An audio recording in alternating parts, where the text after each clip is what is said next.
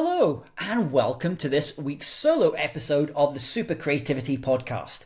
Today we're exploring something that might sound a little counterintuitive, but is backed by history and psychology. And it's how constraints can actually fuel innovation and propel us to greater creative breakthroughs. Now, you might be thinking, James, isn't creativity all about freedom, the ability to explore new ideas without limits? Well, yes and no. While having complete freedom can be exciting, the reality is that too many choices can actually stifle our creativity. In contrast, well-defined constraints, whether in art, literature, technology, or business, often leads to the most innovative solutions. See, creativity thrives in constraints. Let me start with something simple, and as an example, haiku poetry from Japan. If you've ever written one, you know that haiku poetry follows a strict 5-7-5 syllable pattern.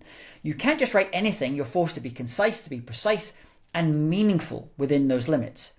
This constraint doesn't hinder your creativity, it actually enhances it. It pushes poets to be more deliberate with their words, leading to some of the most profound and beautiful pieces of writing. This isn't just true in poetry though. In literature, the Oulipo movement was founded on the idea that strict rules, like writing an entire novel without using a particular letter, could drive creativity. And in music, jazz musicians do this all the time by imposing structures on themselves, such as certain chord progressions or time signatures, that allow for greater improvisation, but within a defined space. Now, let's take this idea of these constraints and apply it to the world of business and innovation. Some of the biggest technological breakthroughs have come not in spite of constraints, but because of them.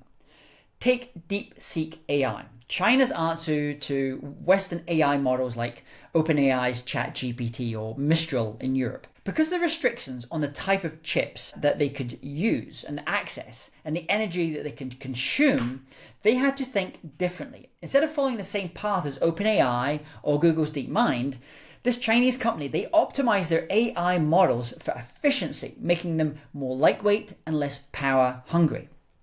As a result, they managed to leapfrog some Western competitors by designing an AI model that is not just powerful, but also highly efficient.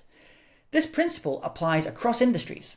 Consider MIT's work on low-cost prosthetics for people in developing countries. Instead of using expensive materials and complex designs, they had to create something functional, durable, and affordable. The constraint forced them to innovate smarter, not bigger. The result? A groundbreaking prosthetic limb that cost a fraction of traditional models. So why do constraints work so well for creativity? The answer lies in how our brain actually operates. See, constraints force focus. If you're given a completely open-ended problem, your mind can get overwhelmed with possibilities. But if you introduce limitations, such as a deadline, a budget, a word count, you're forced to make decisions faster and more effectively. They encourage problem solving.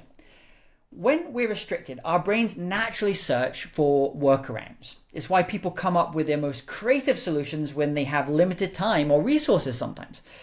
They prevent what we call choice paralysis. Have you ever stared at a blank page, really unsure of where to start? Sometimes too much freedom can be crippling, but when you set a few little ground rules, such as writing in bullet points or using a specific framework, it becomes easier to get started. So let's look about how you can use creative constraints to fuel your own work. First of all, try the one-take rule.